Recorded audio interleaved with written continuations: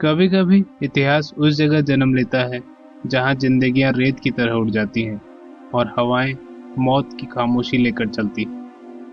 ऐसी ही कठोर जमीन थी प्राचीन मंगोलिया की, जहां हवा भी खंजर की तरह चुभती थी और हर इंसान योद्धा बनकर बड़ा होता था। बर्फीले मैदानों और उबड़ खाबड़ पहाड़ियों के बीच सदियों से मंगोल, तातार, नैमान, मरकीट और करैत जैसी खानाबदोश जनजातियां रहती थी, जो अपनी अलग अलग संस्कृति, परंपराएं और गहरी दुश्मनियों के साथ जीवन जीते थे। हर कबीले का अपना नेता होता था, जिसे वो खान कहते थे, जो उनका राजा, सेनापति और न्यायाधीश सब कुछ होता था। यह विशाल भूमि छोटे छोटे कबीलाई राज्यों में बटी थी, जहां सीमाएं और रिश्ते हर दिन बदलते थे। आज का साथी कल का दुश्मन बन सकता था। मंगोलों की जिंदगी शिकार, युद्ध और लगातार नई चारागाहों की तलाश के इर्द गिर्द घूमती थी। आजादी बहुत थी, पर उसके साथ भूख, ठंड और अनिश्चितता भी थी। इन कबीलों के बीच कभी स्थायी एकता नहीं बनी। संघर्ष, खून खराबा और सत्ता की लड़ाई आम थी, लेकिन इन्हीं खून से सनी घाटियों से एक नाम उभरने वाला था। वह था तेमुजिन, जिसे बाद में चंगेज खान के नाम से जाना गया। एक ऐसा योद्धा जिसने मंगोलों को एकजुट किया और इतिहास की दिशा बदल दी। आइए दोस्तों, जानते हैं कि कैसे एक अनाथ बच्चा उठकर दुनिया का सबसे शक्तिशाली सम्राट बना और कैसे उसने बिखरे हुए कबीले जोड़कर एक विशाल साम्राज्य खड़ा किया और अपना नाम इतिहास के सबसे महान विजेताओं में लिखवाया। सन 1162 की ठंडी शाम में मंगोलिया की धरती पर एक बालक जन्मा, तेमुजिन। उसके पिता यशुगई एक छोटे कबीले के सम्मानित मुखिया थे, लेकिन किस्मत ने तेमुजिन को कभी आसान रास्ता नहीं दिया। बहुत छोटी उम्र में ही उसका संसार टूट गया। तातार जनजाति ने उसके पिता की हत्या कर दी और उसके परिवार से समाज ने मुंह मोड़ लिया। बिना किसी सुरक्षा, बिना सहारे, तेमुजिन, उसकी माँ और भाई बहन सिर्फ भूख, ठंड और डर के सहारे जीते रहे। कई रातें जड़ी बूटियों और शिकार के बचे टुकड़ों पर कटती रही। लेकिन इसी अंधेरे में तेमुजिन के भीतर नेतृत्व की आग जल रही थी। हमलों का सामना करते हुए यह बच्चा तलवार उठाने से नहीं डरता था। मरकीट जनजाति के आक्रमण में उसने अपनी मां को बचाने के लिए खड़े होकर यह साबित कर दिया कि साहस उम्र का मोहताज नहीं होता। धीरे धीरे उसने समझा, सच्ची ताकत अकेलेपन में नहीं, रिश्तों और गठबंधनों में है। इसी दौरान उसकी मुलाकात हुई जमुखा से और वे गहरे दोस्त बन गए। एक ऐसी दोस्ती जिसने उसके जीवन की दिशा बदल दी। दोनों ने भाईचारे की कसम खाई और एक दूसरे के साथ खड़े रहने का वादा किया। यही रिश्ते, यही गठबंधन आगे चलकर तेमुजिन की सबसे बड़ी ताकत बनी। एक समय था जब तेमुजिन और जमुखा सिर्फ दोस्त नहीं, बल्कि मंगोल परंपरा के मुताबिक सगे भाई माने जाते थे। साथ शिकार करते, साथ सपने देखते और दोनों का लक्ष्य था कि एक दिन बिखरी हुई मंगोल जनजातियों को एकजुट करेंगे। लेकिन समय के साथ रास्ते बदलने लगे। तेमुजिन एक ऐसा मंगोलिया चाहता था जहां हर व्यक्ति अमीर या गरीब बराबर हो। नेतृत्व ताकत नहीं, योग्यता तय करे। वहीं दूसरी ओर जमुखा पुरानी खान परंपरा का समर्थक था। उसके अनुसार शासन करने का हक सिर्फ कुलीन रक्त में था। और यही सोच का अंतर धीरे धीरे ईर्ष्या, अविश्वास और संघर्ष में बदल गया। जब कई कबीले तेमुजिन का साथ देने लगे, तो जमुखा ने खुद को गुर खान, जिसका अर्थ होता है सर्वोच्च खान, घोषित कर दिया और तेमुजिन के खिलाफ युद्ध शुरू कर दिया। दो भाई जैसे मित्र अब इतिहास के सबसे बड़े दुश्मन बन चुके थे। युद्ध के पहले दौर में जमुखा ने बढ़त बनाई, तेमुजिन के लोगों को पकड़ा और बेरहमी से मारा। लेकिन तेमुजिन पीछे नहीं हटा। उसने अनुशासन, न्याय और वफादारी पर आधारित एक मजबूत सेना खड़ी की। आखिरकार अंतिम युद्ध में किस्मत तेमुजिन के साथ थी। जमुखा पकड़ा गया और सम्मान की आखिरी चाहत में उसने कहा, मुझे भाइयों की तरह मारा जाए ताकि मेरा शरीर अपमानित ना हो। तेमुजिन ने उसकी इच्छा पूरी की। उनकी यही दोस्ती और दुश्मनी दोनों की कहानी हमेशा के लिए समाप्त हो गई। इस संघर्ष ने तेमुजिन को एक बात गहराई से सिखाई कि मित्रता और सत्ता साथ नहीं चलती। अब तेमुजिन का लक्ष्य साफ था, पूरे मंगोलिया को एक झंडे के नीचे लाना, चाहे उसकी कीमत कुछ भी क्यों ना हो। तेमुजिन की विजय यात्रा धीरे धीरे आकार ले रही थी। वह जानता था कि साम्राज्य सिर्फ तलवार से नहीं बनते, उनकी नींव कूटनीति, राजनीति और भरोसे पर टिकती है। उसने हर जनजाति को समझा, कुछ को हराया, कुछ से गठबंधन किया और कईयों को अपने न्यायपूर्ण व्यवहार के साथ मिला लिया। हर जीत के बाद उसकी सेना और उसका प्रभाव दोनों बढ़ते गए। सालों की कठिन संघर्ष से भरी राह में तेमुजिन ने सिर्फ लड़ाइयां नहीं जीती, उसने एक नई व्यवस्था की नींव रखी। उसे महसूस हुआ कि पुराने मंगोल सरदारों की सोच अब एकजुट मंगोलिया नहीं बना सकती और अब बदलाव की जरूरत थी, जिसमें नए नियम, नई संरचना और एक नया नेतृत्व हो। फिर आया 1206 ईस्वी का समय, उसका सबसे निर्णायक वर्ष। तेमुजिन ने एक विशाल सभा बुलाई, जिसे कुरिलताई कहा जाता था। मंगोलिया की लगभग सभी प्रमुख जनजातियां और उसके नेता इसमें शामिल हुए। यहीं तेमुजिन ने मंगोलिया के लिए नए कानून, नई सैन्य व्यवस्था और सभी जनजातियों के लिए समान नियम घोषित किए। किसी को विशेषाधिकार नहीं दिए, सबके लिए बराबर अधिकार थे। यह मंगोल इतिहास का सबसे क्रांतिकारी कदम था। उसी सभा में तेमुजिन को एक नया नाम मिला, चंगेज खान, जिसका मतलब होता है सार्वभौमिक शासक, यानी विश्व विजेता। दोस्तों, यह नाम सिर्फ उपाधि नहीं थी, यह एक नए युग का आरंभ था। बिखरी हुई आपस में लड़ती जनजातियां अब एक एकीकृत शक्तिशाली राष्ट्र बन चुकी थी। जहां पहले अनिश्चितता थी, अब वहां नेतृत्व था। जहां पहले संघर्ष था, अब वहां एकता थी। और इसी एकता ने जन्म दिया उस साम्राज्य को जो आगे चलकर दुनिया को हिला देने वाला था।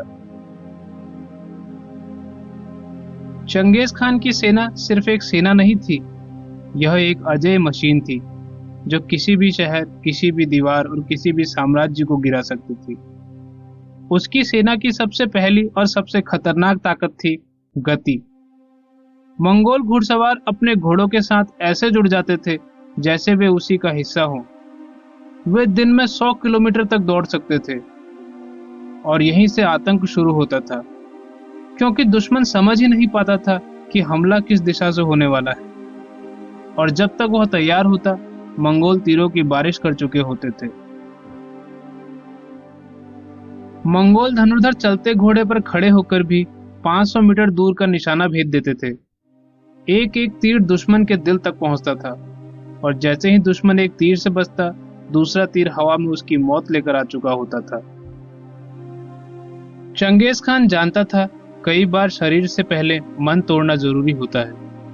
हमला करने से पहले वह संदेश भेजता कि आत्मसमर्पण करो, वरना कोई नहीं बचेगा।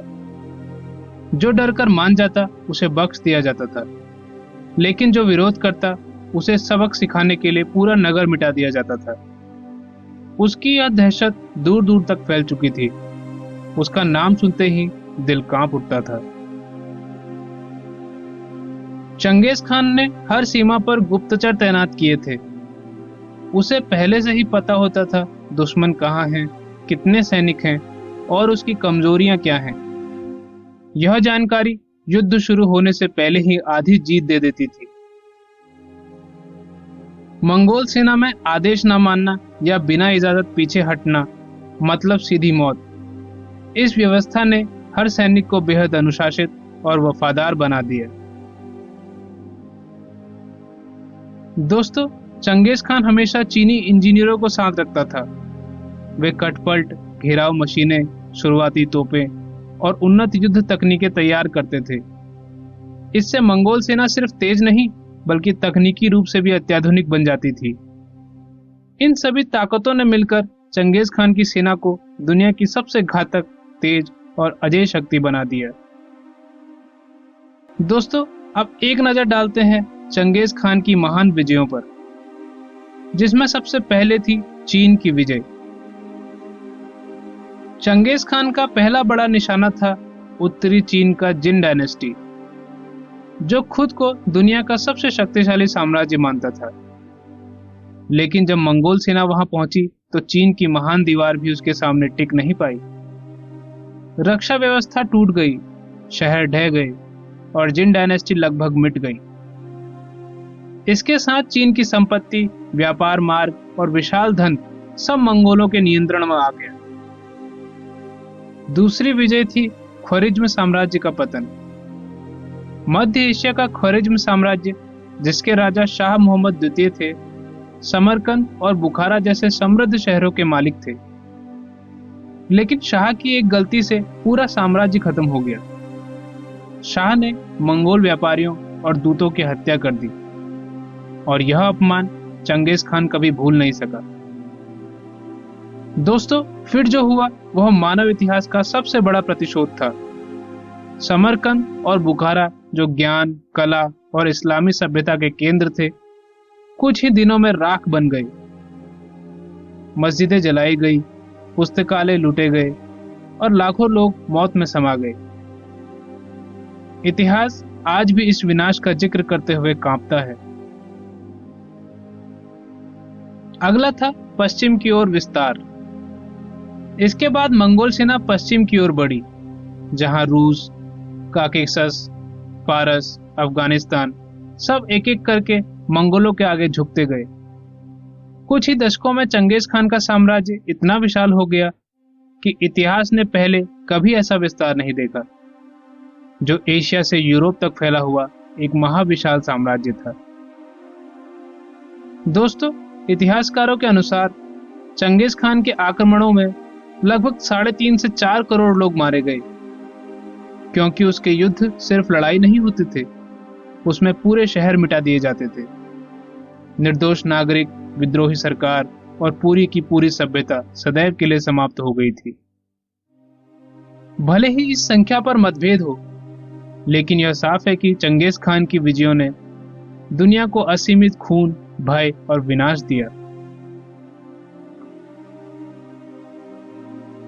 सन 1227 ईस्वी में एक ऐसी घटना हुई जिसने पूरी दुनिया को हिलाकर रख दिया। चंगेज खान की मृत्यु हो गई, लेकिन उसकी मृत्यु के कारण को लेकर इतिहास में आज भी रहस्य बना हुआ है। कुछ इतिहासकारों का कहना है कि वह घोड़े से गिरकर गंभीर रूप से घायल हुआ। कुछ कहते हैं कि उसे युद्ध में एक तीर लगा जो घातक साबित हुआ, और कुछ कहते हैं कि बीमारी ने उसके शरीर को कमजोर कर दिया। लेकिन सच क्या है, यह किसी को पता नहीं। दोस्तों, जो बात निश्चित है वह यह है कि चंगेज खान ने अपनी मृत्यु का स्थान गुप्त रखवाया। कहा जाता है कि उसे किसी ऐसी जगह दफनाया गया जहां उसका मकबरा कभी नहीं मिल सका। शायद वो नहीं चाहता था कि उसकी कब्र को कोई भी तोड़े या अपमानित करे। चंगेज खान की मृत्यु के बाद इतने सालों तक कुछ खास नहीं बदला। उसका साम्राज्य टूटा नहीं, बल्कि उसके बेटों और उत्तराधिकारियों के हाथों यह और भी विस्तृत हो गया। उसकी विरासत, उसकी सेना, उसकी शक्ति, ये सब जीवित रही। मंगोल साम्राज्य 200 साल तक चलता रहा और दुनिया के लगभग 1/3 हिस्से पर राज करता रहा। दोस्तों, चंगेज खान सिर्फ एक योद्धा नहीं था, वह एक ऐसा प्रतीक था जिसने साबित किया कि एकता, संगठन और दृढ़ निश्चय से कोई भी असंभव को संभव बना सकता है। उसकी विरासत हमेशा के लिए इतिहास में दर्ज रह गई।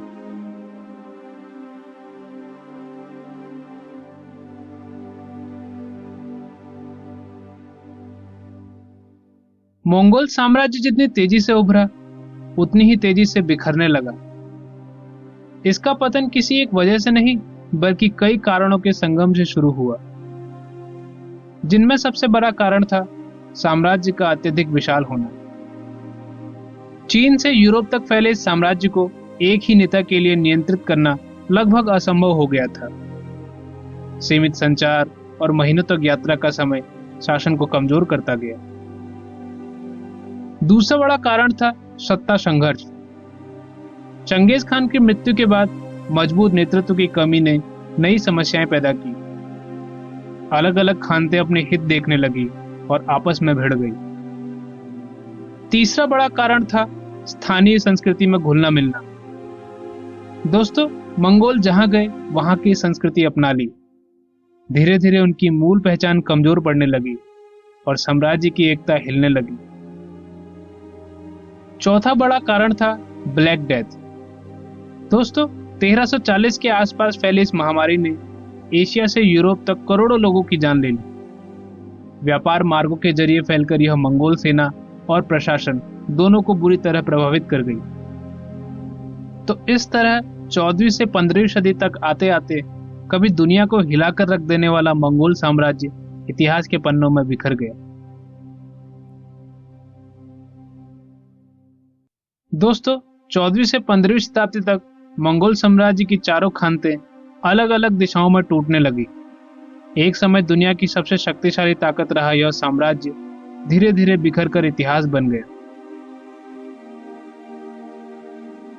चीन में कुबलई खान द्वारा स्थापित युआन डायनेस्टी को 1368 में मिंग डायनेस्टी ने समाप्त कर दिया।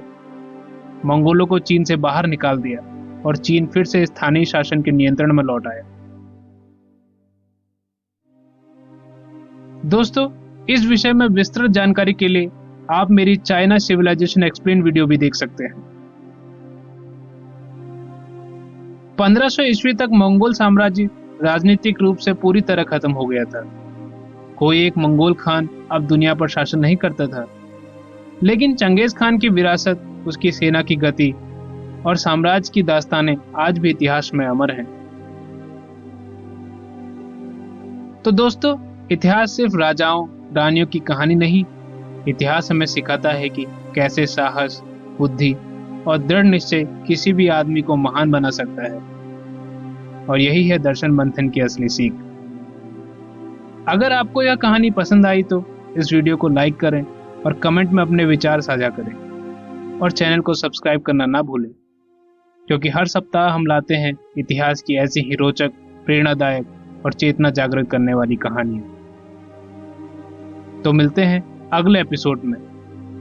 तब तक ज्ञान की ज्योति जलाते रहें और सत्य की तलाश में आगे बढ़ते रहें। इस वीडियो को अंत तक देखने के लिए आप सभी का बहुत बहुत धन्यवाद।